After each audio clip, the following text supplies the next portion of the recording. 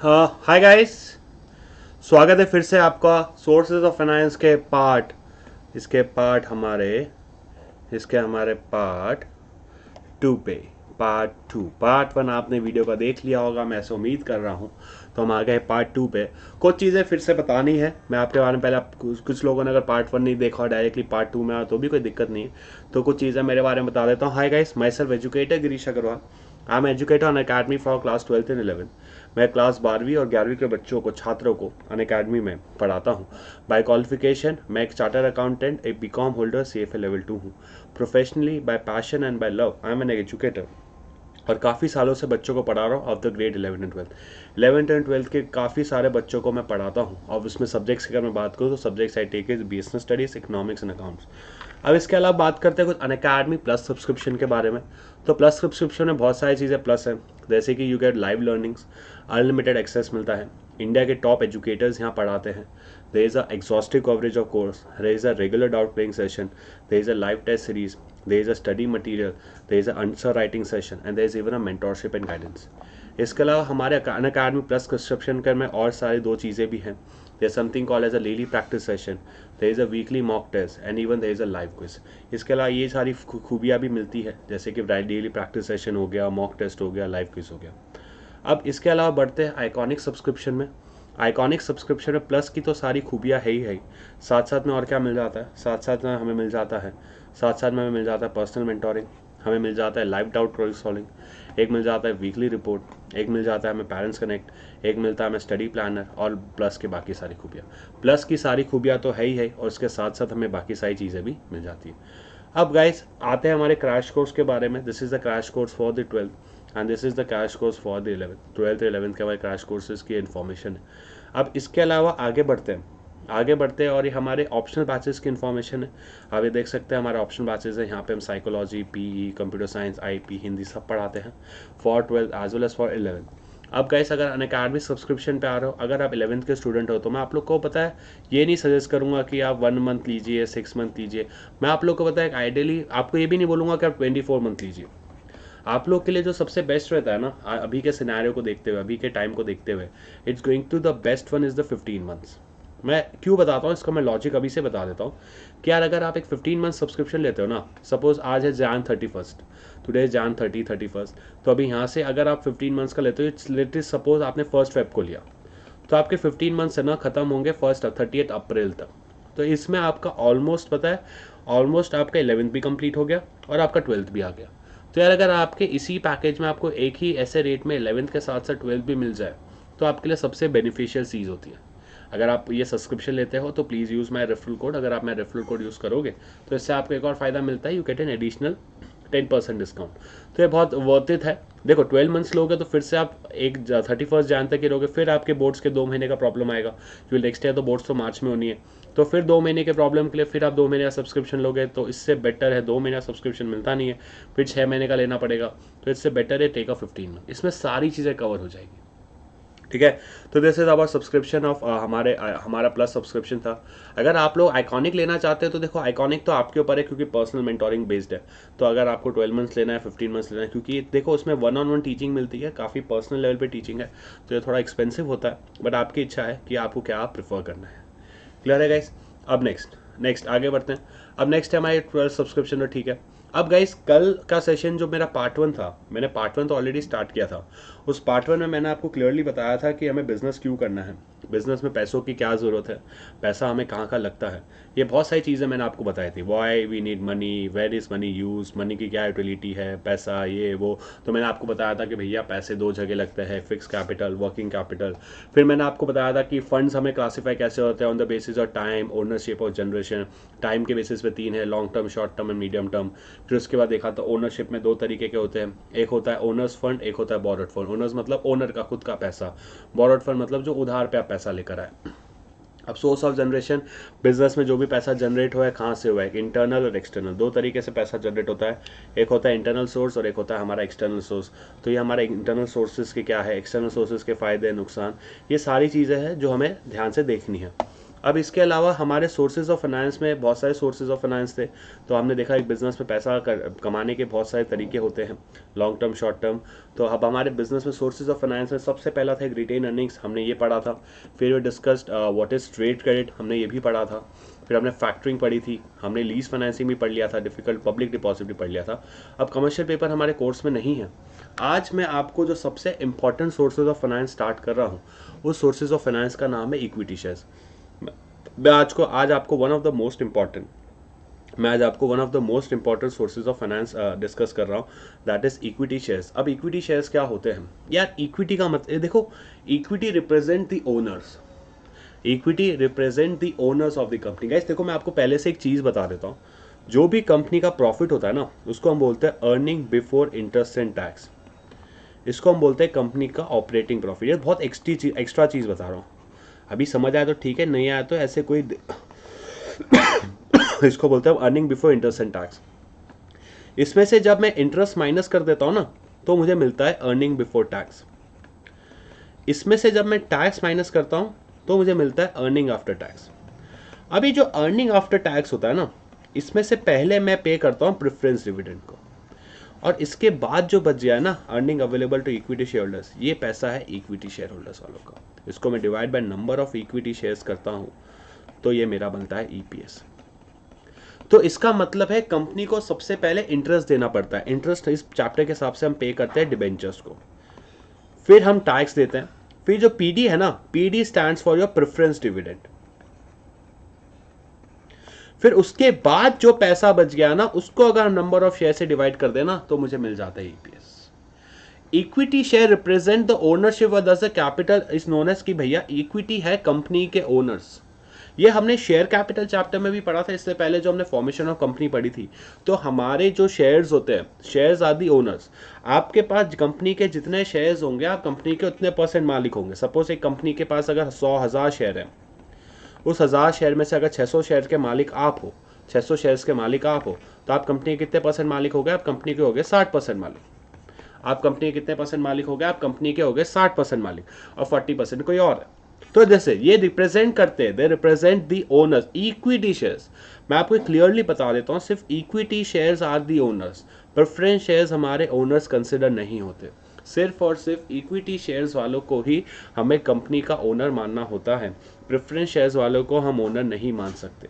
Equity shares वाला ही are consider as the owner of the company. Next, they are referred to as a residual owner. Residual owner मतलब जो भी बच जाता है, जो भी इनका बच जाता है, या जो भी पैसा इनका बच जाता है, दे आर रिफर्ड। जो रेसिडुअल ओनर मतलब जो सबसे लास्ट में कंपनी के प्रॉफिट में जो सबसे लास्ट में जो जिसको पैसा मिलता है, वो है इक्विटी शेयर्स। आप यहाँ डायग्राम में भी देख सकते हो, सबसे पहले हम पे करते हैं डिबेंचर्स वाले को, फिर हम पे करते हैं प्रेफरेंस डिविडेंड वाले को, और उसके बाद अगर जो पैसा बच जाता है, वो हम पे करते हैं इक्विटी शेयर्स वाले को। तो इक्विटी शेयर्स वाले सबसे ज्यादा रिस्क लेते हैं। दे आर, ये बात सही है कि they are also known as a residual owner. तो ये बात ही वहां सही कह सकते हैं कि they are taking the maximum risk. वो बिजनेस में सबसे ज्यादा रिस्क लेते हैं। तो एक चीज समझ लेना गाइस, एक चीज मैं आपको पहले से ही बहुत सारी चीजें क्लियर करके चल रहा हूं, आगे और क्लियर होती जाएगी, कि भैया एक्सपेक्टेशंस, रिस्क सबसे ज्यादा अगर इक्विटी का हाई है ना, हाईएस्ट रिस्क अगर इक्विटी में ना, तो एक्सपेक्टेशन भी सबसे ज्यादा इक्विटी वालों की होगी। इक्विटी वाला ही होगा जो सबसे ज्यादा हाईएस्ट रिटर्न एक्सपेक्ट करेगा, क्योंकि वो हाईएस्ट रिस्क ले रहा है। इसलिए मैं आपको बता दूं, अगर आप किसी कंपनी का डेब्ट खरीदते हो, तो वो आपको लगभग आज की डेट में 8 से 9% की रेट पे मिलेगा। ये भी बहुत ज़्यादा है, अब तो लॉकडाउन के बहुत कम हो गया। प्रेफरेंस लेते हो तो आपको 10 से 11% जैसा मिलेगा। लेकिन अगर आप एक इक्विटी शेयर्स लेते हो ना, आप किसी कंपनी के शेयर्स खरीदते हो, तो आपकी ये एक्सपेक्टेशन रहेगी, आपकी ये उम्मीदें रहेगी कि भैया कम से कम उस पर 15 नहीं तो 18% जितना रिटर्न तो आए मुझे। मैं ये एक्सपेक्टेशन के साथ खरीदूंगा कि कम से कम मुझे 15 से 18% जितना रिटर्न तो है। तो एक्सपेक्टेशन रिटर्न सबसे ज्यादा हम किस में करते हैं? इक्विटी पे। ठीक है, अब ये हमारी चीज हो गई। पहले 3 पॉइंट हमने पढ़ लिए। Next, their liability is limited. उनको लायबिलिटी उतनी ही होती है जितना वो बिजनेस में पैसा लगाते हैं। वो जितना बिजनेस में पैसा लगाते हैं, उनको नुकसान उतना ही हो सकता है, उससे ज्यादा उनको कोई नुकसान नहीं होने वाला। लास्ट, अब further do they right to votes. अब गाइस इन लोग ये they are the owners. Equity share holders क्या होते हैं? Equity share holders are considered as the owners of the company. अगर ये कंपनी के ओनर होते हैं, क्या होते हैं? Equity share holders are consider as the owner of the company. तो इनके पास ही होते हैं, सिर्फ जो ओनर्स होते हैं उनके पास क्या होते हैं? Voting rights. ये हम पहले चैप्टर्स में भी पढ़ चुके हैं कि इक्विटी शेयर होल्डर्स को एक फायदा क्या होता है? इक्विटी शेयर होल्डर्स प्रिफर्स, और इक्विटी शेयर होल्डर्स को क्या फायदा होता है? इक्विटी शेयर होल्डर्स के पास हमेशा होती है voting rights. Equity share holders को क्या मिलता है? इक्विटी शेयर होल्डर्स को मिलता है गाइस वोटिंग राइट्स। क्लियर है? तो this were the meaning of equity share. Equity share मतलब जो कंपनी के ओनर्स होते हैं, जो प्रॉफिट का सबसे लास्ट में क्लेम करते हैं, वो सबसे ज्यादा रिस्क भी वही लेते हैं, और जितना ज्यादा वो रिस्क लेते हैं उतना ज्यादा उनके रिवॉर्ड आने के चांसेस होते हैं। उनका लाइबिलिटी लिमिटेड होता है, जितने हद तक वो पैसा कंट्रीब्यूट कर रहे हैं, जितना पैसा, अगर उन्हें कंपनी के 10,000 शेयर खरीदे 10 रुपए के हिसाब से, मतलब उन्हें टोटल अगर 1 लाख रुपए लगाया, तो उनको मैक्सिमम कितना नुकसान हो सकता है? 1 लाख रुपए। 1 लाख से ऊपर उनको नुकसान नहीं हो सकता। अब गैस पढ़ते आगे मेरिट्स। अब इक्विटी शेयरहोल्डर्स मैंने आपको पहले ही बता दिया, तो अगर आप हायर रिटर्न एक्सपेक्ट करना चाहते हो, आप चाहते हो कि भैया आपको अच्छा खासा रिटर्न है, कि आप चाहते हो आपको ज्यादा रिटर्न है, तो आपको क्या प्रिफर करना चाहिए? You need to prefer equity. Equity shares खरीदते हो या आप इक्विटी शेयर होल्डर बनते हो किसी कंपनी के, तो there is always a higher chances कि आप हायर रिटर्न कमा सको। अगर आप किसी कंपनी के इक्विटी शेयर होल्डर्स बन रहे हो या शेयर कैपिटल के मालिक बन रहे हो, तो आप हमेशा ये एक्सपेक्ट करोगे कि हाई रिटर्न, क्योंकि मैंने आपको पहले ही बताया इक्विटी शेयर होल्डर्स सबसे ज्यादा रिस्क लेते हैं। ये वो लोग हैं जो कंपनी में सबसे ज्यादा रिस्क लेते हैं। अगर आप वो लोगों में से हो जो कंपनी में सबसे ज्यादा रिस्क ले रहे हो, तो एक चीज तो बात कहनी पड़ेगी कि भैया आप वो लोग हो, अगर सबसे ज्यादा रिस्क ले रहे हो तो आप सबसे ज्यादा रिटर्न भी एक्सपेक्ट करोगे। आप क्या प्रेफर करोगे? कि भाई साहब मुझे सबसे ज्यादा रिटर्न आना चाहिए। एक सीधी बात। तो जो ज्यादा रिटर्न एक्सपेक्ट करना चाहता है उसके लिए इक्विटी बेस्ट। अब दूसरी बात, इक्विटी का जो रिटर्न होता है, इक्विटी का प्रॉफिट का जो लास्ट में बच गया, जो मैंने आपको बताया था earning available to equity share holders, उसको मैं अगर डिवाइड बाय जब नंबर ऑफ इक्विटी शेयर से करता हूं ना, तो मुझे मिलता है मेरा ईपीएस। अब ये ईपीएस के दो टुकड़े हो सकते हैं, एक होता है हमारा रिटेन अर्निंग्स और एक होता है हमारा डिविडेंड। एक होता है हमारा रिटेन अर्निंग्स, एक होता है डिविडेंड। तो अर्निंग पर शेयर का वो हिस्सा जो अपने शेयर होल्डर्स को देते हैं उसको बोलते हैं डिविडेंड, और रिटेन अर्निंग्स तो मैं ऑलरेडी आपको बता चुका हूं कि जो पैसा जो हम वापस अपने बिजनेस में इन्वेस्ट कर देते हैं। अब ये जो कंपनी मेरे गौर से सुनेगा बात को, ये जो कंपनी ने डिविडेंड दिया है, अब ये डिविडेंड देना बिल्कुल कंपलसरी नहीं। ऐसा कहीं नहीं लिखा, ऐसे कोई एक्ट ने, ऐसा कोई लॉ ने कहीं नहीं लिखा कि आपको कंपलसरी उनको डिविडेंड देना पड़ेगा। इन्हें डिविडेंड देने की कोई आवश्यकता नहीं है, इनको डिविडेंड देने की कोई जरूरत नहीं है। आप इनको अगर डिविडेंड नहीं भी दोगे तो भी चलेगा। तो कंपनी के पॉइंट ऑफ व्यू से बहुत अच्छा है कि शेयर होल्डर्स ऐसे ओनर है कि भाई हमें इन्हें कोई भी पैसा देने की जरूरत नहीं है। अगर जैसे बहुत सारी बड़ी कंपनीज आज भी 1 भी रुपए का डिविडेंड नहीं देती, तो आपको इधर भी इनको 1 भी रुपए का डिविडेंड देने की जरूरत नहीं होती। नेक्स्ट, अब इक्विटी कैपिटल क्या होता है भैया? इक्विटी कैपिटल का एक और फायदा है, कंपनी ने जब अगर इनसे पैसा लिया, सपोज मैंने किसी कंपनी के शेयर्स खरीदे, 10,000 शेयर खरीदे 10 रुपए के हिसाब से, वो 1 लाख रुपए के। अब यार अब मेरे को नहीं चाहिए, अब मुझे मेरे पैसे वापस चाहिए। मैं कंपनी को नहीं बोल सकता कि भाई मेरे शेयर्स ले ले और मुझे पैसा दे दे ना। कंपनी ने क्या बोला था कि भाई मैंने तुझे बनाया मालिक बनाया, बोले हाँ 10,000 शेयर का मालिक बनाया। क्या मैंने कामकाज करना बंद किया? नहीं। जब तक मेरा कामकाज नहीं बंद होता तब तक तू भी मेरे कंपनी का है मालिक। जब तक कंपनी चलती रहेगी तू मालिक रहेगा और रहता रहेगा। जिस दिन मैं कंपनी बंद कर दूं, अब ये बड़ी इंटरेस्टिंग बात है, जिस दिन मैं कंपनी बंद कर दूं उस दिन तुझे पैसा मिलेगा, लेकिन उसमें भी सबसे पहले नहीं। मैंने क्या बोला? इक्विटी ओनर्स तो क्या है? इक्विटी ओनर्स है रेसिडुअल ओनर्स। जब मैं सारे दुनिया भर की लायबिलिटीज चुका दूंगा, उसके बाद अगर कुछ पैसा बच गया तो मांगने आ जाना, नहीं तो पैसे मांगने की जरूरत नहीं। ये जो फायदा है, ये फायदा है from the point of the company के पॉइंट ऑफ व्यू से फायदा है। इक्विटी वाले कभी भी आपसे आके पैसा नहीं मांग सकते। आप नुकसान में हो तो भी जितना पैसा दिया नहीं मांग सकते। आप नुकसान में हो, शेयर मार्केट में प्राइस गिर रहा है, सपोज 100 का शेयर 10 रुपए का हो गया, इक्विटी वाला आके बोलता है भाई मेरे तो 100 रुपए निकाल, नहीं 10 रुपए हो गया, आपको 10 ही मिलेंगे, मैं तो कुछ नहीं देने वाला। इक्विटी शेयर होल्डर्स ने एक बार आपको पैसा दे दिया तो इसका मतलब ये नहीं है कि आपको उनको आगे जाके पैसे देते रहने हैं। इक्विटी शेयर होल्डर्स का यही फायदा है कंपनी के पॉइंट ऑफ व्यू से कि भाई पैसा मिल गया है, अगर आप इनको कमा के दे पाए तो फायदा, नहीं कमा के दे पाए तो नुकसान। सिंपल। अब नेक्स्ट, अब गाइस सिंपल नेक्स्ट, अब गाइस अगर जितना एक कंपनी सिंपली, अगर एक कंपनी में जितने इक्विटी शेयर, जैसे मैं रिसेंटली मैं एग्जांपल दे रहा था, अब रिसेंटली एक बहुत अच्छा दौर चल रहा है इंडियन मार्केट में, वो है आईपीओ का।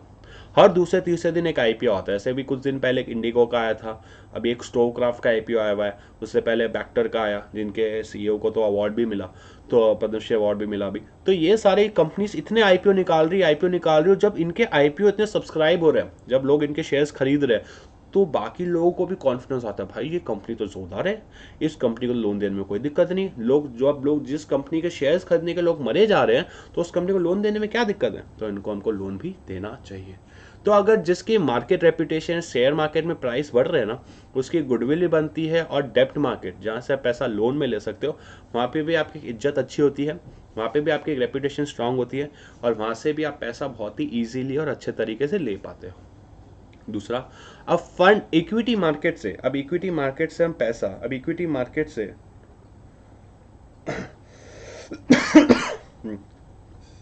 ठीक है, अब फंड कैन बी, अब इक्विटी मार्केट से आप पैसा तो ले सकते हो बिना कोई एसेट को गिरवी रखे।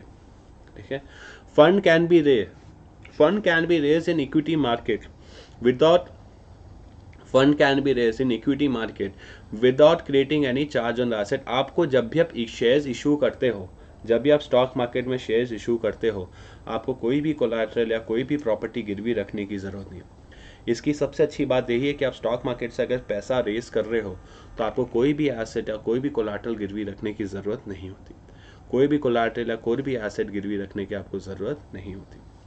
Last democratic control of the company. अब देखो गाइस, इक्विटी में एक सबसे अच्छा फायदा मैंने ये बताया था कि इक्विटी शेयर होल्डर्स को एक सबसे अच्छा हक मिलता है वोटिंग राइट्स। यही इक्विटी शेयर होल्डर्स के शेयर्स होते हैं जो डिसाइड करते हैं कि कंपनी का अभी नेक्स्ट बोर्ड ऑफ डायरेक्टर्स कौन बनेगा, और फिर वो बोर्ड ऑफ डायरेक्टर्स कंपनी को चलाते हैं। तो इक्विटी शेयर होल्डर्स के पास जो एक सबसे अच्छा हक होता है वो होता है वोटिंग राइट्स। तो ये थे आपके फायदे ऑफ इक्विटी शेयर होल्डर्स। अब नेक्स्ट है व्हाट आर द डीमेरिट्स। अब गाइस ये सिंपल सी बात है यार, रिस्की इन्वेस्टर्स के लिए अच्छा है। अब जो नॉन रिस्की वो बोलेगा ना ना ना ना ना इक्विटी शेयर्स नहीं लेंगे भाई, कभी इतना प्रॉफिट, कभी कम प्रॉफिट, बच्चा कुचा मिलता है, कभी ज़्यादा भी मिल सकता है, कभी नहीं भी मिल सकता है, तो ये थोड़ा रिस्की है। अब ये जो उन लोग जो रिस्क नहीं लेना चाहते उनके डिसएडवांटेज।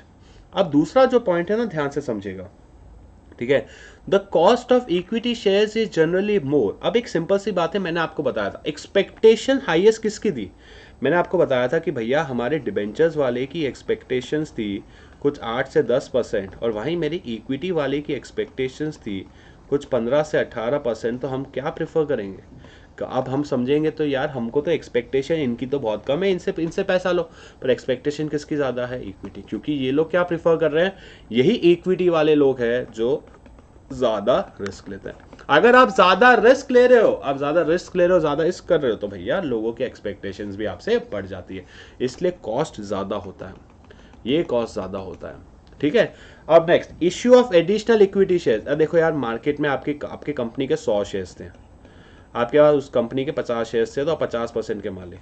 अब कंपनी ने अगर और 100 शेयर इशू कर दिए, तो अब टोटल शेयर्स हो गए 100 + 100 यानी 200। अब आप कितने % के मालिक हो गए, 25%। अरे ये क्या बात हो गई, बोले यार तो कंपनी ने नए शेयर इशू कर दिए, अपने पास तो 100 शेयर्स ही थे, अपने पास तो 50 शेयर्स ही थे, पहले 50% मालिक, अब कितने हो गए, 25%। तो गैस ये 3 पॉइंट थे, ये 3 पॉइंट समझ आए। जिसको स्टेडी इनकम नहीं चाहिए उसको इक्विटी शेयर प्रेफर नहीं करना चाहिए। Cost of raising funds equity में कंपेरेटिवली मैंने आपको बताया ये वाला पॉइंट, ये थोड़ा टेक्निकल पॉइंट है, बस ये समझिएगा कि इक्विटी का एक्सपेक्टेशंस कंपेरेटिवली बोरोड फंड से ज़्यादा होता है। जब आपका एक्सपेक्टेशन ज़्यादा होता है तो भैया आप रिटर्न भी ज़्यादा एक्सपेक्ट करते हो। अब हम जब इक्विटी इशू करते हैं तो एक सबसे बड़ा फ़ायदा क्या होता है कि हमारा वोटिंग पावर क्या हो जाता है, हमारा वोटिंग पावर नए इक्विटी इशू करने की वजह से हमारे एग्जिस्टिंग शेयर्स का वोटिंग पावर कम हो जाता है। और गाइस एक सबसे इंपॉर्टेंट यही है कि इक्विटी शेयर्स इशू करने में आपको बहुत सारी फॉर्मेलिटीज़ और बहुत सारे प्रोसीजर फॉलो करना पड़ता है। जब भी आप इक्विटी के थ्रू पैसा रेस करते हो तो आपको बहुत सारी फॉर्मेलिटीज़ और बहुत सारा प्रोसीजर फॉलो करना पड़ता है। क्लियर है गाइस? तो ये था हमारा फर्स्ट सोर्स ऑफ फाइनेंस, ये था हमारा फर्स्ट सोर्स ऑफ फाइनेंस जिसका नाम था इक्विटी। क्लियर? क्लियर? अब नेक्स्ट है हमारा नेक्स्ट सोर्स ऑफ फाइनेंस है।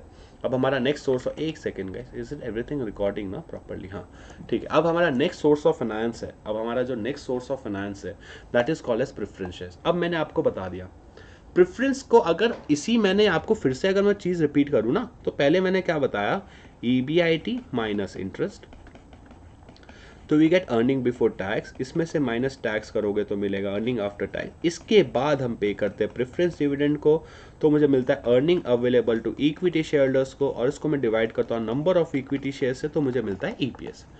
तो इसका इधर से ये चीज पता चल गई कि भैया इक्विटी से पहले हम किसको पे करते हैं, प्रेफरेंस। अब प्रेफरेंस का नाम ही क्या बताया, प्रेफरेंस क्यों लाता है, बिकॉज इनको प्रेफर किया जाता है। इनको क्या किया जाता है, इनको प्रेफर किया जाता है कंपेयर टू इक्विटी। इक्विटी से पहले हम पैसा देते हैं प्रेफरेंस शेयर्स वाले को। इक्विटी से पहले हम पैसा किसको देते हैं, इक्विटी से पहले हम पैसा देते हैं प्रेफरेंस शेयर्स वालों को। मतलब अगर कंपनी को डिविडेंड पे करना है, अगर कंपनी को डिविडेंड पे करना है, दो चीज़ों का प्रेफरेंस है। अगर कंपनी को पहले डिविडेंड पे करना है तो सबसे पहले वो प्रेफरेंस डिविडेंड पे करेगी, उसके बाद अगर कुछ बचेगा तो इक्विटी को। कंपनी ऐसा नहीं कर सकती कि पहले इक्विटी वाले को पैसा चुका दे। कंपनी क्या करे कि पहले इक्विटी वाले को पैसा चुका दे, फिर सोचती थोड़ा प्रेफरेंस को भी दे। नहीं, एक ऑर्डर होगा, सबसे पहले डेब्ट को तो देना ही है, बाहर का पैसा, प्रेफरेंस भी बाहर का ही है, फिर उसके बाद आपको प्रेफरेंस को देना पड़ेगा और उसके बाद इक्विटी। पहले हमें प्रेफरेंस को देना पड़ेगा और उसके बाद हम इक्विटी को देंगे। Sorry guys. तो अब प्रेफरेंस को दो चीज का है, डिविडेंड देने के टाइम पे भी पहले हम प्रेफरेंस को डिविडेंड देते हैं, फिर इक्विटी को। दूसरा, जब भी कंपनी बंद हो रही होती है, जब भी कंपनी बंद हो रही होती है, अब पहले हम प्रेफरेंस डेब्ट वालों को पैसा चुकाएंगे, फिर हम इक्विटी शेयर्स वालों को देंगे। पहले हम प्रेफरेंस शेयर्स वालों को पैसा चुकाएंगे, फिर हम इक्विटी शेयर्स वालों को चुकाएंगे। अब आप सोचोगे सर प्रेफरेंस डिविडेंड में क्या मजा, सर अच्छा तो डेब्ट ही ले लो। आपके मन में एक सवाल आना चाहिए, आप लोग को डेब्ट आता ही होगा। डेब्ट मतलब किसी को उधार पे पैसा दिया हुआ, एक तरीके से किसी कंपनी को जब उधार पे पैसा देते हो, एक्नॉलेजमेंट एक रिसिप्ट मिलती है जिसके बदले आपको इंटरेस्ट मिलता है। बहुत सिंपल है, इंटरेस्ट मिलना, डिबेंचर्स। अब गाइस प्रॉब्लम क्या है, हम प्रेफरेंस डिविडेंड क्यों प्रेफर करते हैं, मैंने लास्ट चीज में बताया था, जब डिबेंचर्स में हमारा रेट ऑफ इंटरेस्ट 8 से 10% होता है ना, प्रेफरेंस में वही रेट ऑफ इंटरेस्ट 10 से 12% होता है। ये 2% बताए एक्स्ट्रा रिस्क क्यों ले रहे हैं हम, 2% एक्स्ट्रा रिस्क क्यों ले रहे हैं? द रीजन इज कि भाई ऐसा भी हो सकता है कि कंपनी को प्रॉफिट ना हो। अगर कंपनी को प्रॉफिट ना हो या कंपनी को इनसफिशिएंट प्रॉफिट होगा ना, तो हम प्रेफरेंस डिविडेंड को पैसा नहीं देंगे। डिविडेंड तभी पे किया जाता है जब प्रॉफिट हो, लॉस में कभी भी डिविडेंड नहीं दिया जाता। बट इंटरेस्ट हमें हर सिचुएशन में देना ही पड़ेगा, हम पैसा कमाए या ना कमाए। अगर मैंने पैसा किसी से उधार पे लिया है तो भैया इंटरेस्ट तो देना ही पड़ेगा। बट प्रेफरेंस डिविडेंड एक्सेप्शनल है, मैं उनको पैसा तभी दूंगा जब मेरे पास प्रॉफिट हो। और सपोज अगर मैं आपको एक छोटा सा एग्जांपल देता हूं इसी में और समझ आ जाएगा। सपोज मेरा अर्निंग आफ्टर टैक्स था 2 लाख रुपए, अब मुझे प्रेफरेंस डिविडेंड देना है 3 लाख, तो मैं सिर्फ उनको दूंगा सिर्फ 2 लाख रुपए, उनको 3 लाख नहीं मिलने वाले।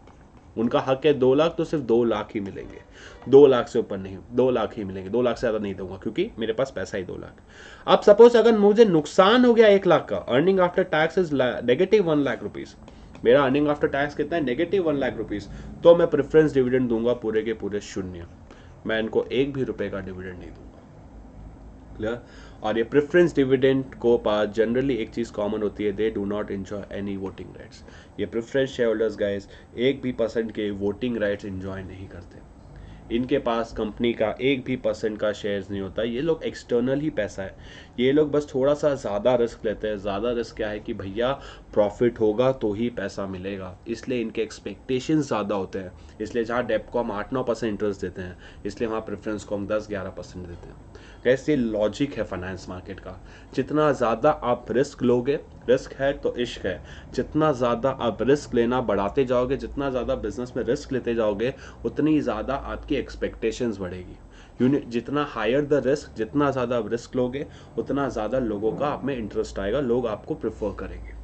क्लियर है? जितना रिस्क लोगे उतना ही रिटर्न एक्सपेक्ट करेंगे। अगर आप 15% आप रिस्क, बहुत सबसे हाईएस्ट रिस्क है तो हाईएस्ट रिटर्न, कुछ रिस्क नहीं है तो मॉडरेट रिटर्न। क्लियर है? क्लियर है गाइस? क्लियर है? तो this is was all about your preference shares. अब इसके फायदे क्या है? अब ये भी वही, जिनको स्टेडी इनकम चाहिए, भाई पता ही है कि कंपनी को इतना प्रॉफिट हो ही जाता है, अपने को तो स्टेडी इनकम से मतलब है। जिनको फिक्स रेट हो, कंपेरेटिवली लो रिस्क है, इक्विटी से कंपेयर करें, हाँ compare to equity it is a low risk. Equity थोड़ा हाई रिस्क होता है भैया, इक्विटी में तो क्या पैसा कमा भी ले तो भी हमें मिलेगा ना मिलेगा उसकी कोई गारंटी नहीं होती। अब कंपनी के पॉइंट ऑफ व्यू से एक दो थर्ड पॉइंट जो इंपॉर्टेंट है वो ये है कि भैया preference share holders are not the owners. Preference share holders company के ओनर्स नहीं होते, they are not the owners, they preference share holders एक तरीके का बोरोड फंड है। यस गाइस, आप लोग कई कई जगह आपको बुक्स में बोला होगा ओनर्स फंड, लेकिन आप एनसीईआरटी टेक्स्ट बुक भी अच्छे से रेफर कर लीजिएगा, वहाँ पे भी ये चीज़ एकदम क्लियर कट और एकदम अच्छी भाषा में लिखी हुई है कि preference share holders are also known as the borrowed fund. ये कंपनी के बोरोड फंड में कंसिडर करना होता है। हमें कहाँ कंसिडर करना है? We need to consider it as an borrowed fund. ये कंपनी के हमारे बोरोड फंड का पार्ट है। ये कभी भी कंपनी के मालिक नहीं बनते, ये लोग क्या है, they are consider as the borrowed fund. ये हमारी कंपनी के क्या है, एक तरीके के बोरोड फंड होता है। अब गाइस क्या होता है, पेमेंट ऑफ, अब नेक्स्ट कंपनी डिक्लेयर। अब गाइस सिंपल सी बात है, इन गुड टाइम हम इक्विटी शेयरहोल्डर्स को ज्यादा पैसा दे सकते हैं अच्छे समय पे। ये फोर्थ पॉइंट समझिएगा। सपोज अगर मैंने 4 लाख रुपए प्रॉफिट कमाया, मेरा अर्निंग आफ्टर टैक्स था वही 4 लाख, अब मुझे प्रेफरेंस डिविडेंड देना था 2 लाख तो पहली वाली सिचुएशन में मेरे लिए इक्विटी वालों के लिए कितना पैसा बचा? 2 लाख। बोले यार 2 लाख ही कमाया इतना एक्स्ट्रा रिस्क लेने के बाद। लेकिन सपोज अब मेरा अर्निंग आफ्टर टैक्स हो गया 40 लाख। गुड टाइम्स, अच्छे समय बहुत अच्छा समय आ गया, बहुत ज़्यादा पैसा कमा लिया, तब भी मुझे प्रेफरेंस को तो डिविडेंड देना है सिर्फ 2 लाख रुपए, और बाकी का बाकी पूरा बचा हुआ 38 लाख किसका हो जाएगा? ये बचा हुआ पूरा का पूरा 38 लाख हो जाएगा इक्विटी शेयर होल्डर्स का। ये बचा हुआ पूरा का पूरा 38 लाख किसका हो जाएगा? इक्विटी शेयर होल्डर्स का।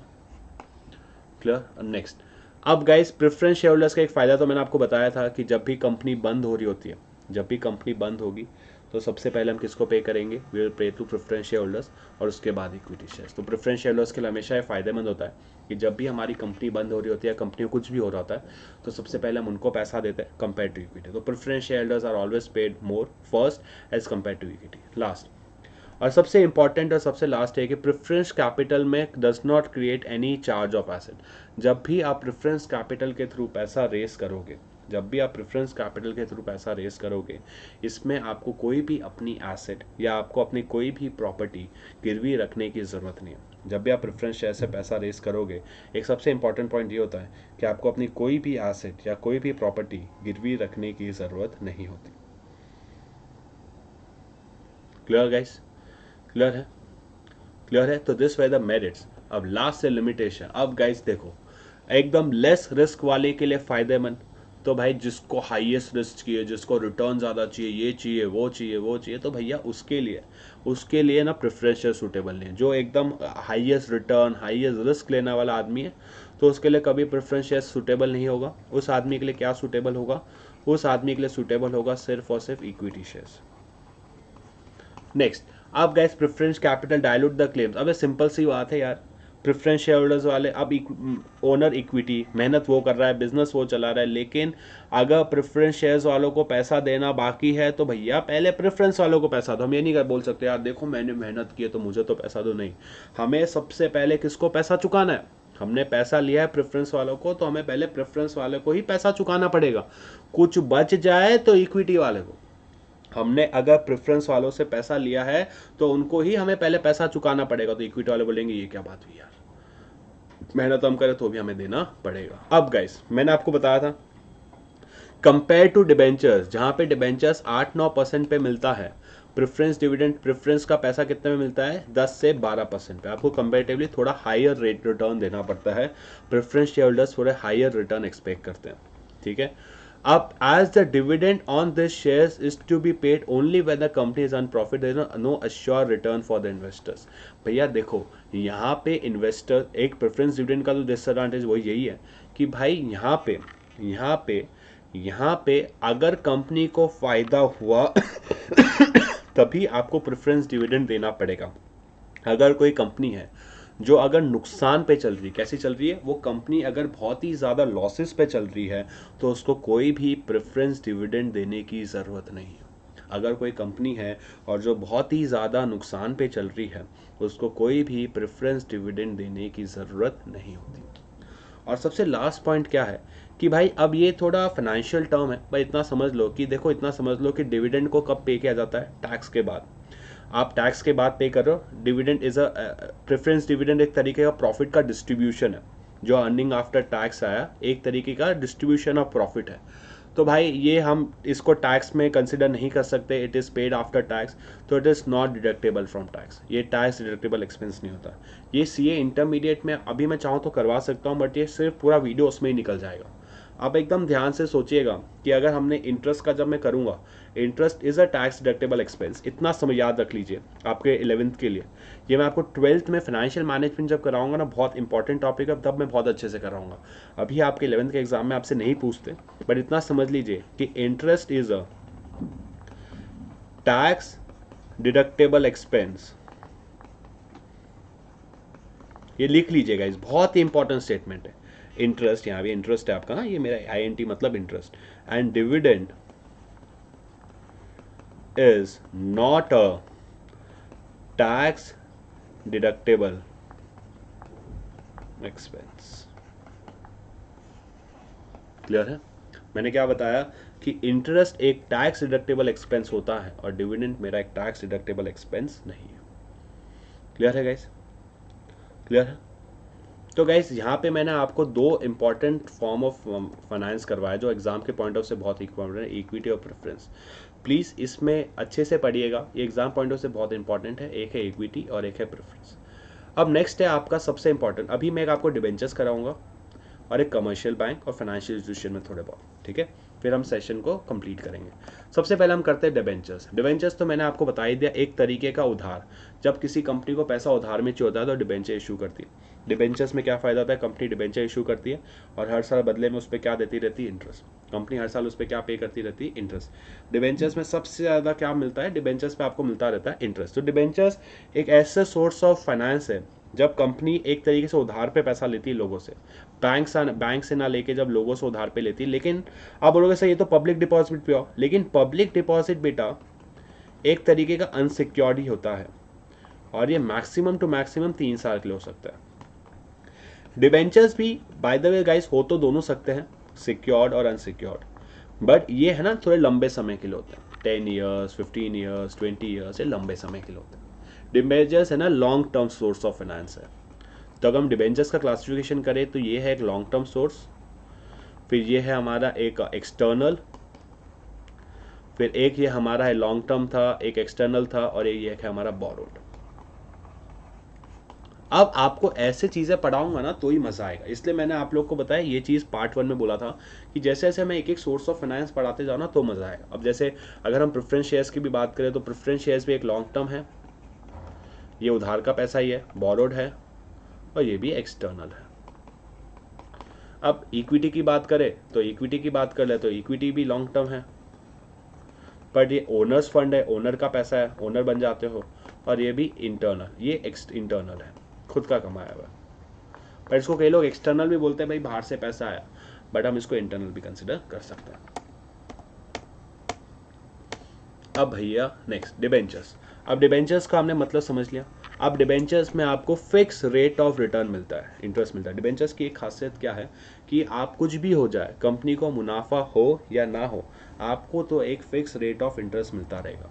कंपनी क्या करेगी भाई, आपको कंपनी एक फिक्स रेट ऑफ इंटरेस्ट हमेशा देती रहेगी। आपको अपने इंटरेस्ट से मतलब हो, आपको अपना इंटरेस्ट मुबारक, कंपनी आपको हर साल अपना इंटरेस्ट देती रहेगी।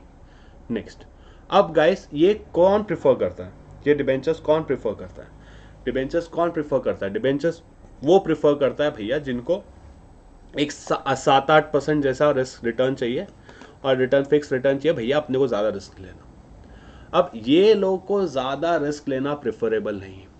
डिबेंचर्स वाले वो लोग होते हैं जो बिजनेस में ज़्यादा रिस्क लेना कभी भी प्रेफर नहीं करते। दो देर साथ ये सही में ये वही लोग हैं जिनको बिजनेस से कोई लेना देना नहीं, जिसको बिजनेस में ज़्यादा रिस्क विक्स लेने से कोई माथापच्ची करने में कोई इंटरेस्ट नहीं है। अब डिबेंचर्स आर फिक्स चार्ज, ये एक सिंपल सी बात है। मेरा एक तरीके का उधार का पैसा है। अगर उधार का पैसा होता है तो आप कंपनी के ओनर नहीं बने। अगर आप कंपनी के ओनर नहीं बनते तो भैया प्रॉफिट का हिस्सा कहाँ से? प्रॉफिट तो किसका है? प्रॉफिट तो पप्पा ना, प्रॉफिट तो सिर्फ इक्विटी का। और पप्पा कौन है कंपनी का? Equity shares. ठीक है, तो इक्विटी शेयर्स वालों का पूरा प्रॉफिट होता है। डिबेंचर्स वालों का पार्ट प्रॉफिट में कोई हक नहीं है।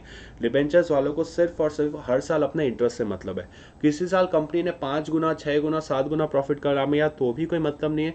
जितना डिबेंचर्स वालों ने पैसा दिया है उसको बस हर साल उसी पे इंटरेस्ट मिलेगा, उससे ज़्यादा डिबेंचर्स वालों को एक भी रुपया नहीं मिलने वाला।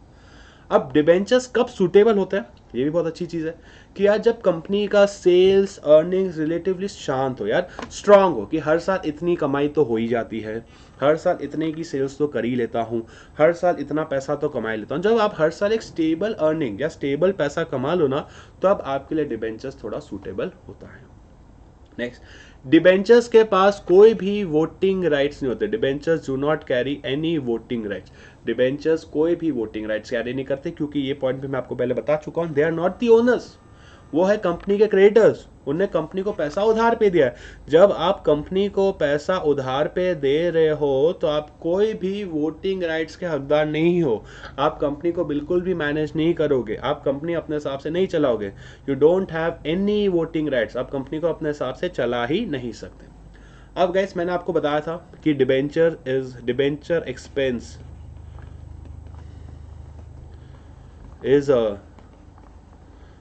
Tax deductible. मैंने आपको भी बता दिया था टैक्स डिडक्टेबल वाला, ये मैंने आपको पहले ही लिखवा दिया था कि इंटरेस्ट एक्सपेंस जो होते हैं हमारे, मैंने आपको पहले ही लिखवा दिया था इसलिए कि interest is a tax deductible expense, dividend is not. Tax deductible expense है इसलिए इसको हम क्या गिनेंगे? मेरिट में। ये मैं आपको सही में कोई मेरा किसी को समझना हो तो 12th में मेरा एक वीडियो मिल जाएगा आपको कैपिटल स्ट्रक्चर रिलेटेड, उसको ज़रूर देखिएगा, उसमें मैंने ये चीज़ समझाई हुई है कि टैक्स हेवन और टैक्स डिडक्टेबल क्या होता है। ये आपको सीए वगैरह के कोर्स में बहुत अच्छे से काम आएगा। कोई भी फाइनेंशियल कोर्स करोगे ना तो वहाँ पे आपको समझ आएगा कि टैक्स डिडक्टेबल का मतलब क्या होता है, कि कोई भी एक्सपेंस को जब हम टैक्स डिडक्टेबल एक्सपेंस बोलते हैं तो उससे क्या फ़ायदा क्या नुकसान है। तो ये हमारे मेरिट्स थे डिबेंचर्स के।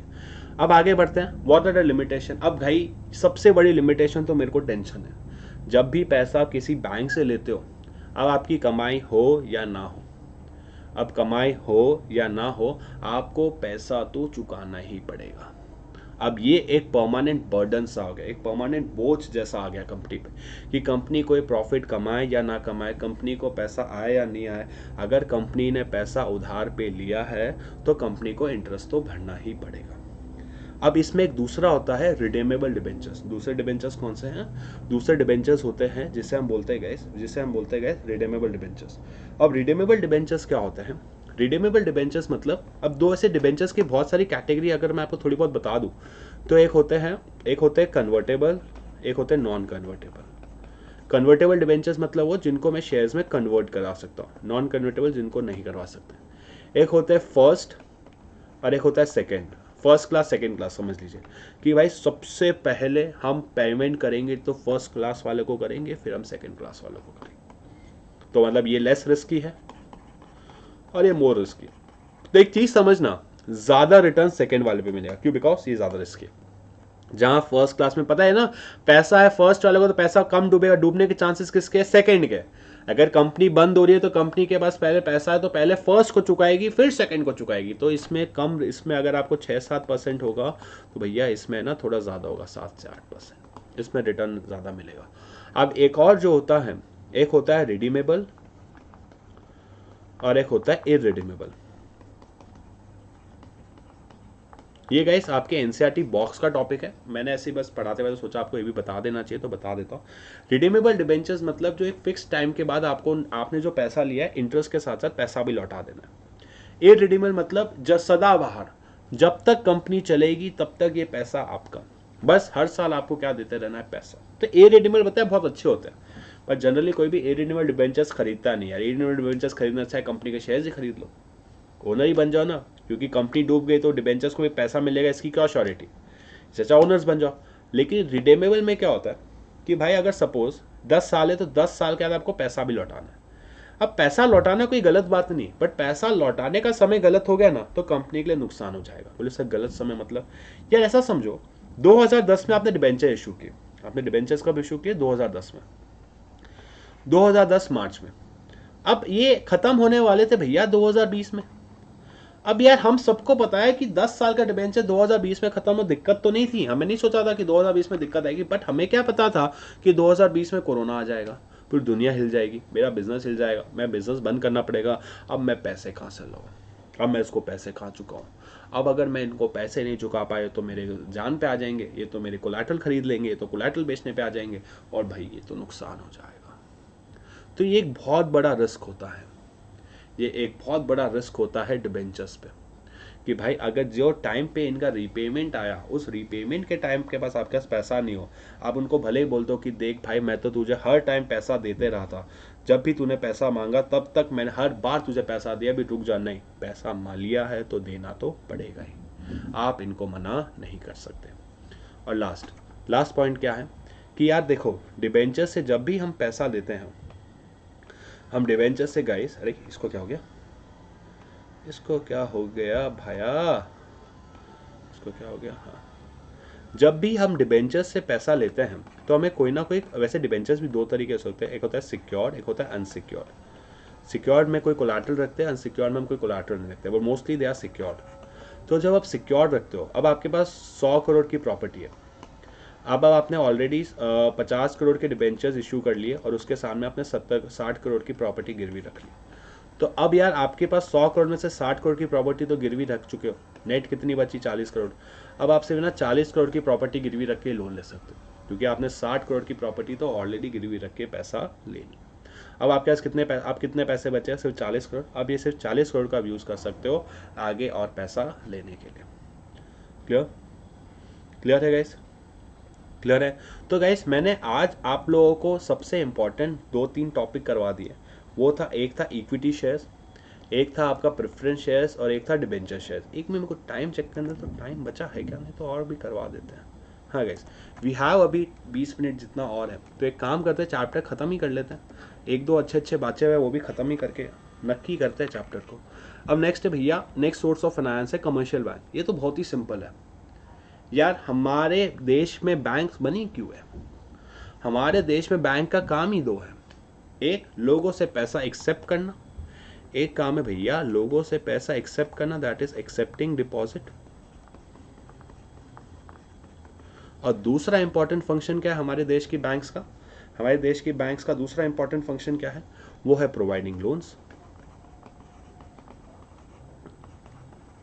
एक इंपॉर्टेंट काम है वो है एक्सेप्टिंग डिपॉजिट, और दूसरा इंपॉर्टेंट काम है दैट इज प्रोवाइडिंग लोन्स। तो हमारे देश में जितनी भी बैंक्स है ना गाइस, हमारे देश में जितनी भी बैंक्स है वो 2 ही तो काम करती है, एक तो लोगों से पैसा लेना और लोगों को प्रोवाइड करना। तो एक सबसे सरल तरीका, सबसे आज के डेट में सबसे इजी तरीका जो आपने बचपन से सुना होगा, भैया बिजनेस के लिए पैसा चाहिए तो क्या करना है, लोन ले लो, बैंक के पास जाओ, बैंक को बोलो भैया ये काम के लिए लोन चाहिए, बेटा ठीक है, लोग सही है, प्रॉपर्टी गिरवी रखो, बैंक पैसा दे देगी, बिजनेस में यूज़ करो, जब बिजनेस ग्रो होने लगे हर साल इंटरेस्ट देते रहना, फिर धीरे धीरे पैसा चुका देना। जैसे मोस्टली इंडिया में जो कोई भी आदमी घर बनाता है, हर बिजनेस में लोन लिया ना लिया, वैसे बिजनेस घर is not related to business, but एक लोन का कंसेप्ट बता रहा हूँ कि जब भी आज के डेट में इंडिया में 80% लोग घर बनाते हैं ना, 80 से 90% लोग हैं, उससे ज़्यादा ही, वो हर कोई जब भी घर लेते हैं ना, तो घर लेते हैं हम हमेशा लोन तो लेते ही। इंडिया में जब कभी भी हम घर बनाएंगे तो एक चीज़ तो बहुत कॉमन है कि भैया उस घर पे हम ज़रूर लोन लेंगे, बिना लोन लिए हम घर तो बिल्कुल भी नहीं बनाने वाले। तो that is providing loan. Next, अब गाइस बैंक का क्या काम है भाई, बैंक क्या करता है, बैंक का सबसे इंपॉर्टेंट फंक्शन होता है कि भैया बिजनेस को जब पैसों की ज़रूरत होगी बैंक आपको तब पैसा देगा। जब भी बिजनेस को रन करने के लिए पैसे की ज़रूरत होगी तो बैंक का सबसे इंपॉर्टेंट काम होता है कि बिजनेस को पैसा प्रोवाइड करना। जब भी आपको ऐसा लगता है कि भैया मुझे अभी बिजनेस चलाने के लिए पैसा चाहिए, तो बैंक आपको तब मदद करेगा। जब भी आपको बिजनेस चलाने के लिए पैसा चाहिए तो बैंक दे देता है। दूसरी सबसे इंपॉर्टेंट चीज़ फ़ायदा क्या होता है कि बैंक को आपको आपको अपने बैंक, जब भी आप बैंक से लोन लेते हो तो आपको अपने फाइनेंशियल बताने पड़ते हैं, कितना प्रॉफिट है, कितना सेल्स है ये। तो बैंक आपके कॉन्फिडेंशियल डेटा या आपकी कोलैटरल का इन्फॉर्मेशन किसी और को लीक नहीं करेंगे। ये चीज़ है, बैंक में बहुत भरोसा कर सकते हो। अगर बैंक ने, सच बता रहा हूँ, अगर बैंक को जो भी आपने इन्फॉर्मेशन दी है ना, और बैंक अगर उस इन्फॉर्मेशन का अगर गलत यूटिलाइज करके बैंक क्या कर रहा है, अगर उस इन्फॉर्मेशन को अगर गलत तरीके से इस्तेमाल कर रहा है ना, तो आप चाहो तो उस बैंक पे केस कर सकते हो। बैंक का कोई हक नहीं है आपकी इन्फॉर्मेशन का, आपके डेटा को किसी और को देना। अगर आपको आगे जाके पता चलता है तो बैंक को सू कर सकते हो, बोल सकते हो भाई मेरे को इतनी पेनल्टी दो, बैंक को देनी पड़ेगी। आप यहाँ तक बोल सकते हो मेरा लोन माफ़ कर। क्योंकि अगर हाँ अब ऐसा कुछ हो गया है कि भाई आपने लोन नहीं चुका रहे, अब बैंक को पैसा चाहिए, तो भैया वसूली के अगर बैंक कुछ और तरीके आजमाती है तो बात अलग है। लेकिन आप एक अच्छे कस्टमर हो, आप समय समय के हिसाब से बैंक को उसका लोन भी दे रहे हो, किस्टेस भी दे रहे हो, सब देते रहे हो, तो भैया बैंक ऐसा नहीं कर सकती। दूसरा, मैंने आपको बताया था जब भी हम शेयर्स इशू करते हैं, जब भी आप मार्केट में इक्विटी शेयर इशू करते हैं तो मुझे काफ़ी खर्चे करने पड़ते हैं, जैसे कि प्रोस्पेक्टस, अंडरराइटर्स। लेकिन जब भी हम बैंक से लोन लेते हैं तो ऐसे कोई खर्चे करने की आवश्यकता नहीं, ऐसा कोई तामझाम करने की जरूरत नहीं। बैंक जाना है, अपने बारे में बताना है, अपने फाइनेंशियल्स बताने हैं, बैंक को सही लगेगा उस हद तक आपको लोन दे देंगे। अब गाइस, और सबसे अच्छा पॉइंट क्या है कि जैसे जैसे बिजनेस बढ़ता जाएगा बैंक आपका लोन का अमाउंट बढ़ाते जाएगी। पहले आपने 10 करोड़ का, सपोज आपने 1 करोड़ का लोन किया, 10 करोड़ का काम कर लिया, फिर अब आपका बिजनेस बढ़ता जा रहा है तो बैंक आपका लोन भी बढ़ा देगी, फिर बढ़ता जा रहा है, क्योंकि बैंक बैठा ही है पैसे देने के लिए। बैंक का इंडिया में मेन काम ही एक है, समझ ना। इंडिया में जो भी बैंकिंग सिस्टम है ना गाइस, इंडिया में जितनी भी बैंकिंग सिस्टम है वो एक ही पर्पज से बैठी है। मैं आपको सच बता रहा हूँ, इंडिया में जितने भी बैंक्स हैं ना गाइस, वो एक ही पर्पज से बैठे हैं, वो है लोगों को पैसा लोन पे देना। इंडिया के जितने भी बैंक्स हैं वो सिर्फ और सिर्फ एक ही पर्पज के लिए बैठे हैं, वो है लोगों को पैसा इंटरेस्ट पे देना। आप जितना चाहो, अगर आप एक जेन्युइन कस्टमर बनोगे ना बैंक के, तो बैंक आपको सही में पैसा देगी। आप 10 करोड़ लो, अच्छे से पे कर दो, फिर आपको लगता है कि आपका बिजनेस ग्रो हो रहा है, आपका एसेट्स है, तो बैंक आपको और लोन देगी। आप एक अच्छे कस्टमर और अच्छे से काम करो तो कोई बैंक मना नहीं करेगी। हाँ, अब आपके पास कोलैटरल नहीं है, रीपेमेंट की कोई प्लान्स नहीं है, तो कोई बैंक मदद नहीं करेगी। क्लियर? अब लेकिन इसके कुछ डिमेरिट्स है। अब जनरली क्या होता है कि अब कई बार ये एक सबसे बड़ा प्रॉब्लम क्या होता है कि बैंक से ना लंबे समय के लिए पैसा नहीं देती। ये होम लोन वगैरह मिल जाता है, और जो बिजनेस लोन वगैरह होता है वो शॉर्ट टर्म के लिए किया जाता है। नेक्स्ट, अब गाइस कई बार क्या होता है, लोन देते हो आपकी सारी कंपनी देखो इन्वेस्टिगेट करेगी, किसी से पूछताछ नहीं करेगी कि कंपनी के फाइनेंस, आपकी कंपनी में आके चेक करेगी क्या सही में कामकाज हो रहा है क्या, आपके एसेट्स चेक करेगी, आपकी मशीन्स चेक करेगी, आपकी फैक्ट्री चेक करेगी, सब चीज़ें करेगी। देखो किसी को सिंपल सी बात है, और ये हक भी है। आज मैं किसी को पैसा दे रहा हूँ तो मैं उसके बारे में सब जानना चाहूँगा ना कि वो जेन्युइन आदमी है कि नहीं। वैसे बैंक भी जानना चाहेगी कि जिस आदमी को या जिस कंपनी को हम पैसा दे रहे हैं, क्या वो कंपनी जेन्युइन है, क्या कंपनी एक्चुअल में ऐसी एग्जिस्ट करती है। तो ये बहुत इंपॉर्टेंट काम होता है। और लास्ट है कि भैया बहुत सारे रिस्ट्रिक्शंस भी बैंक लगा सकते हैं कि भैया लोन देते वक्त या एसेट गिरवी रखते वक्त ये सब चीज़ें, कि भाई तुमने जो एसेट गिरवी रखी है, अब ये तुमने एसेट को किसी और को बेचा तो देख लेना, ये भैया बैंक की प्रॉपर्टी है, तुम्हारा घर की प्रॉपर्टी नहीं समझना। तुम इसको किसी और को बिल्कुल ही नहीं बेच सकते। मेरे पूछे बिना इस प्रॉपर्टी में किसी और को रेंट पे दिया तो देख लेना। ये जो प्रॉपर्टी तुम बैंक को गिरवी रखते हो ना, बैंक उस पर फुल नज़र रखती हो। जैसे कभी किसी ने होम लोन लिया हो, किस्ती नहीं चुका पाते ना, कोई बिजनेस लोन लिया हो, तो फैक्ट्री के बाहर नोटिस ला के चलाते हैं, ये फैक्ट्री में आने से पहले या ये फैक्ट्री के साथ कामकाज करने से पहले ध्यान रखना, इसने मुझसे लोन लिया हुआ है, ये जो भी बैंक से लोन लिया हुआ है, और इसने अब तक मेरी 5 किस्तियाँ भरी नहीं है। तो इस तरीके से आपकी मार्केट रेपुटेशन की वो धज्जियाँ उड़ा देते हैं। क्लियर? तो दिस वेयर योर लिमिटेशंस। ये आपका बहुत ईजी तरीके का सोर्स ऑफ फाइनेंस था जो था कमर्शियल बैंक।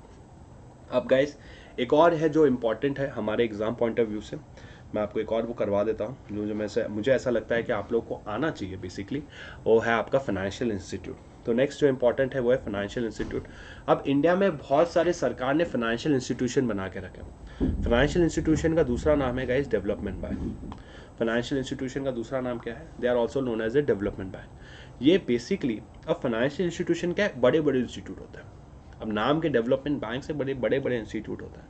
ये दोनों तरीके के पैसे देते हैं। जैसे किसी ने देखा है शार्क टैंक्स, ठीक है, शार्क टैंक्स टाइप जो है ना, शार्क टैंक में 4 लोग बैठे होते हैं, मैं आपको इतना पैसा देने को तैयार हूँ, इतने % स्टेक के लिए। वैसे फाइनेंशियल इंस्टीट्यूशन होते हैं, ये आपको बड़े लेवल पे पैसा देते हैं, इनको पास पैसे की कमी नहीं है।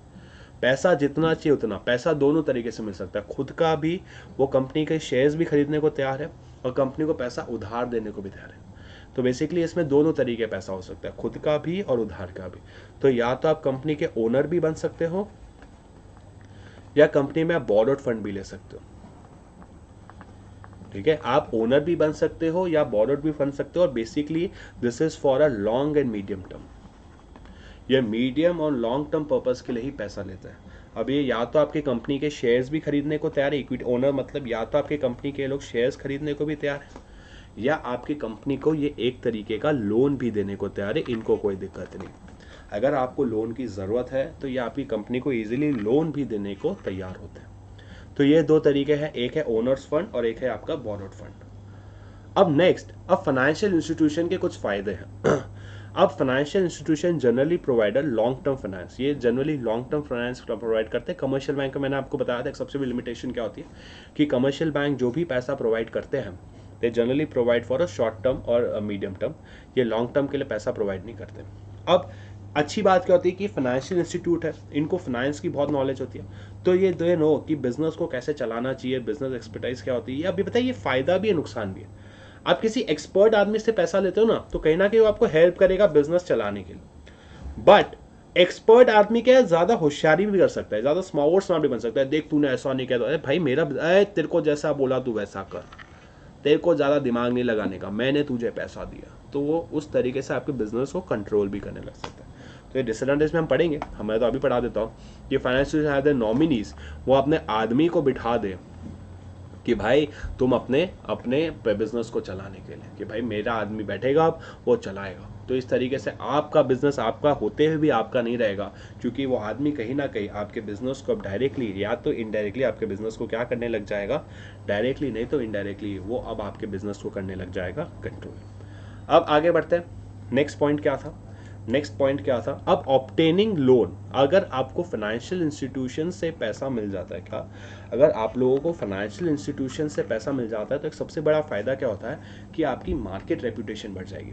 मार्केट रेपुटेशन यानी आपकी मार्केट में गुडविल बन जाएगी, आप मार्केट में इमेज बढ़ जाएगी। क्योंकि अगर आपको बड़े बड़े इंस्टीट्यूट पैसा देने को तैयार है, आपके शेयर्स खरीदने को तैयार है, आपको उधार पे देने को तैयार है, तो आपकी रेपुटेशन बढ़ जाएगी। ठीक है यार, बड़े आदमी ने पैसा लगाया, इसने इस पे देखे जियो का एक मार्केट इमेज क्यों बना था, क्योंकि उसमें बहुत सारे बाहर की बड़ी बड़ी कंपनियों ने पैसा लगाना स्टार्ट कर दिया। अब गाइस, जब इसका रीपेमेंट बहुत, अब अगर आप फाइनेंशियल इंस्टीट्यूशन का और फायदा है कि वो पैसा देते हैं तो थोड़ी हेल्प भी करते हैं कि आप आराम से पैसा चुकाना, कोई पैसा देने की हद नहीं है, आप आराम से जब भी आपके पास पैसे की अवेलेबिलिटी हो, पैसे की सुविधा हो, इजीली चुका देना। आपको पैसा एकदम अचानक से एक साथ देने की कोई ज़रूरत नहीं है।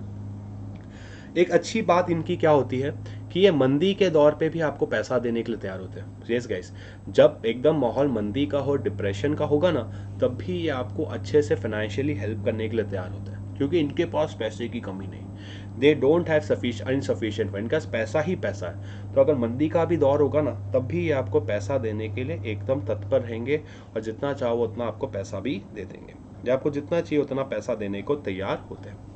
अब नेक्स्ट, अब इसके कुछ लिमिटेशंस है कि भाई देखो यार, अब ये पैसा अगर बड़े लोग हैं तो बड़े लोग पैसा तो इजीली नहीं देंगे, पैसा दे देंगे तो वाह वाह वाह, पैसा नहीं देंगे तब तक आप इनके चक्कर मारते रहो, या आपका टाइम खाएंगे, आपकी फॉर्मेलिटीज चेक करेंगे, आपके रिटर्न देखेंगे, ये देखेंगे वो देखेंगे। ये बैंक से भी ज़्यादा स्क्रूटनी करते हैं, ये बैंक से भी ज़्यादा आपको एनालाइज करते हैं, ये बैंक से ज़्यादा भी आपको समझते हैं क्या भाई इस आदमी को पैसा देना चाहिए, क्या ये आदमी हकदार है मेरे पैसों का, इस तरीके से रिसर्च करते हैं। और कहीं ना कहीं तीसरा पॉइंट तो मैंने आपको बता दिया था कि वो अपना आदमी बिठा देते हैं। दूसरा पॉइंट जो इंटरेस्टिंग वो ये है कि कहीं ना कहीं वो कई बार ऐसी रिस्ट्रिक्शंस भी रख देते हैं कि भाई आप मार्केट में डिविडेंड नहीं दोगे, आप मार्केट में डिविडेंड नहीं दोगे जब तक आप मेरा पैसा नहीं चुका देते। मतलब आप अपने equity shares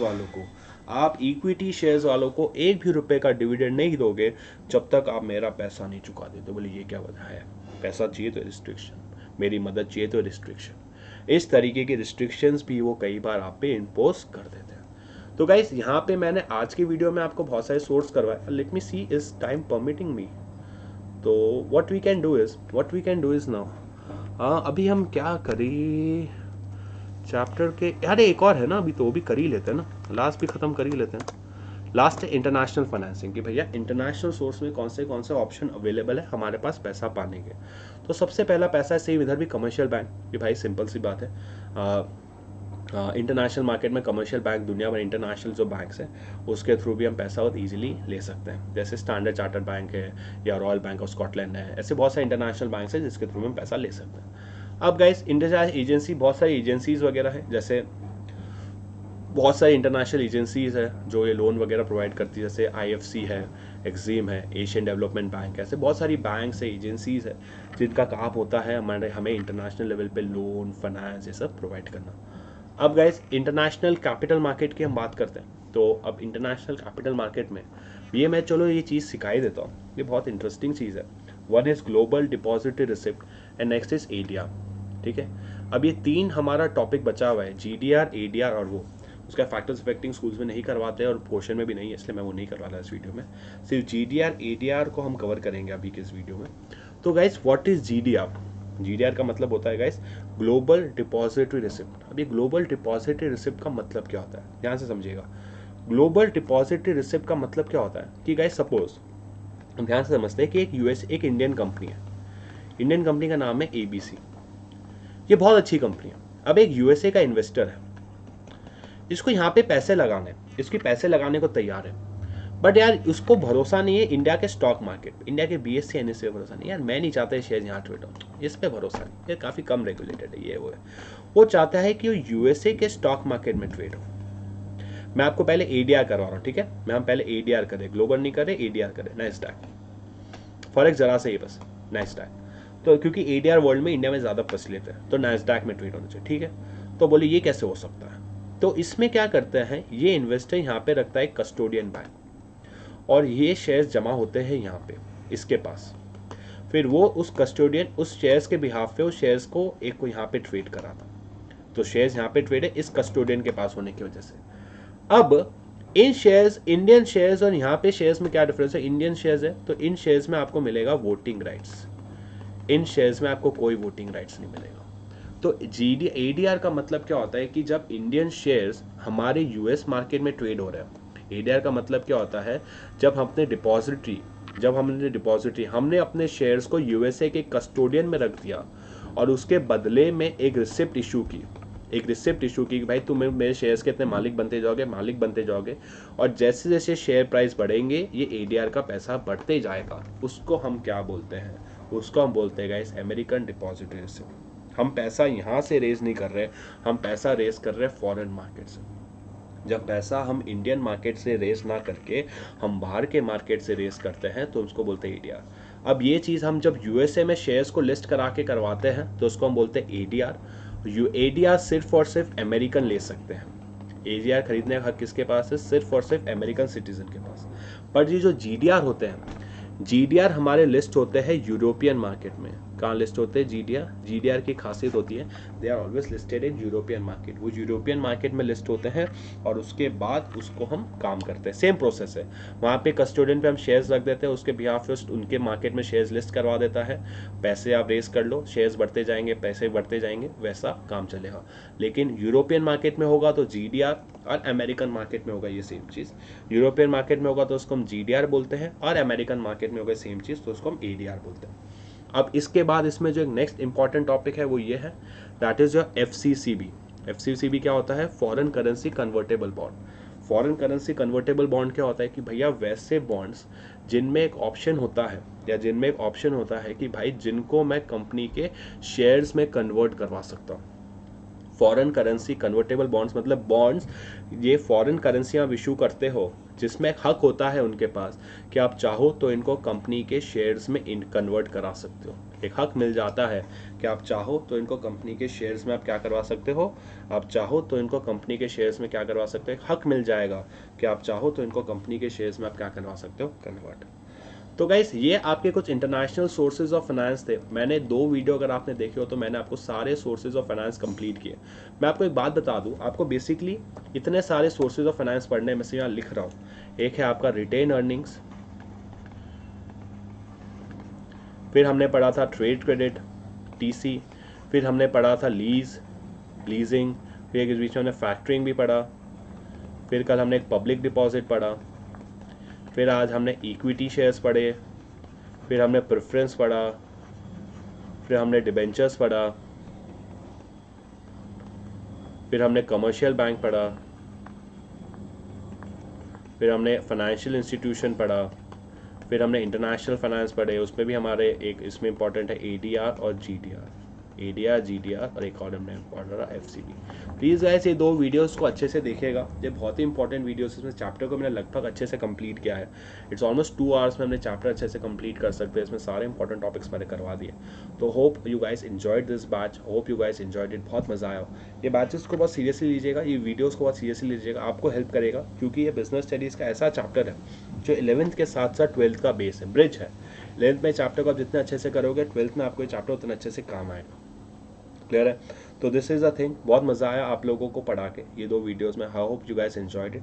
please do subscribe on Unacademy. मैं आपको फिर से बता देता हूँ, please take the referral code. आपको बता दूँ, मेरा referral code is Girish live 10। अगर आप मेरा referral code Girish live 10 use करते हो, क्या अगर आप मेरा referral code Girish live 10 use करते हो तो आप लोग को मिलेगा एक एडिशनल 10% का डिस्काउंट। ठीक है, my code is guys Girish live 10। और मैं आपको एक और चीज़ बता दूँ आप लोग को कि भैया सब्सक्रिप्शन लेना है तो फॉर 11th अगर सब्सक्रिप्शन लेना है तो सबसे बेस्ट होता है 11th वालों के लिए, सबसे बेस्ट होता है सब्सक्रिप्शन लेना ऑफ 15 मंथ्स। आप लोगों को फिर से सजेस्ट कर रहा हूँ कि please take a 15 month subscription, क्योंकि अगर आप एक 15 मंथ सब्सक्रिप्शन लेंगे तो आपका 11th के साथ साथ 12th का भी प्रॉब्लम सॉल्व हो जाएगा, आपके दोनों एजेंडा पूरे हो जाएंगे। तो गाइस मज़ा आया, ये वीडियो को अच्छे से देखिएगा, दोनों वीडियोस को।